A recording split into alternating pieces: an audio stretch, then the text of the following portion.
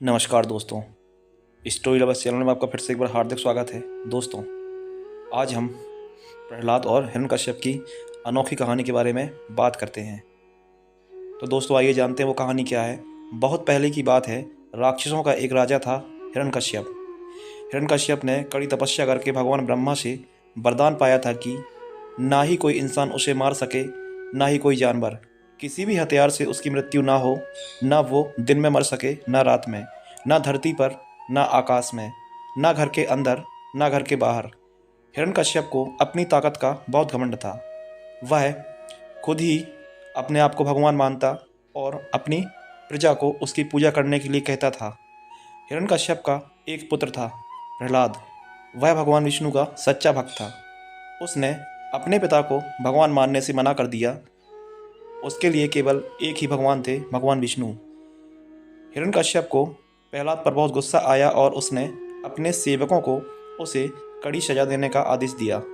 दोस्तों, story box channel को subscribe करें और वीडियो को अंत तक ज़रूर देखें। हिरण्यकश्यप ने प्रहलाद को मरवाने के कई प्रयास किए।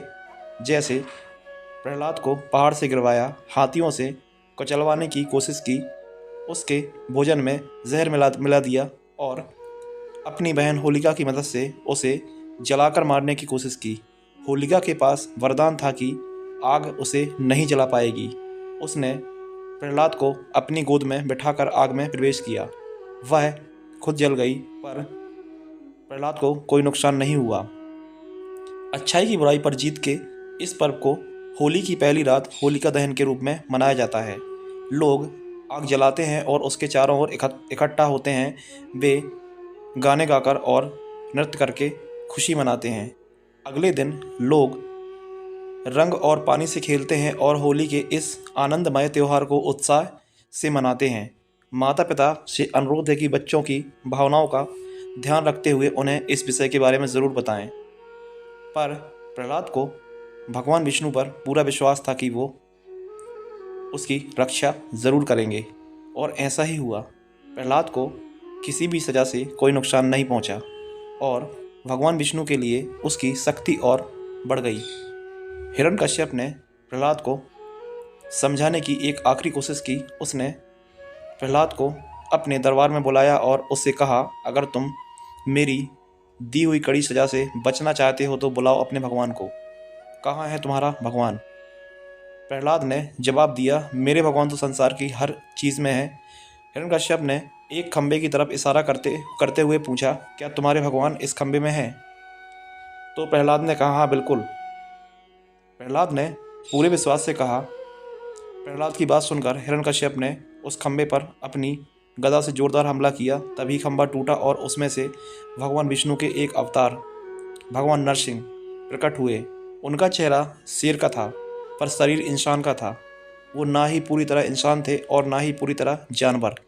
वह हिरण्यकश्यप को खींचकर महल की चौखट पर ले गए।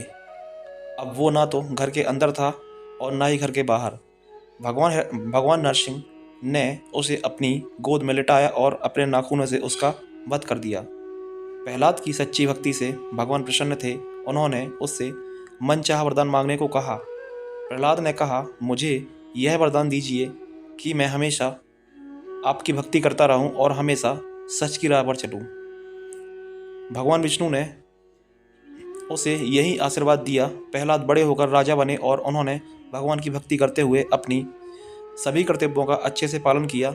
इस कहानी से हमें दो सीख मिलती है।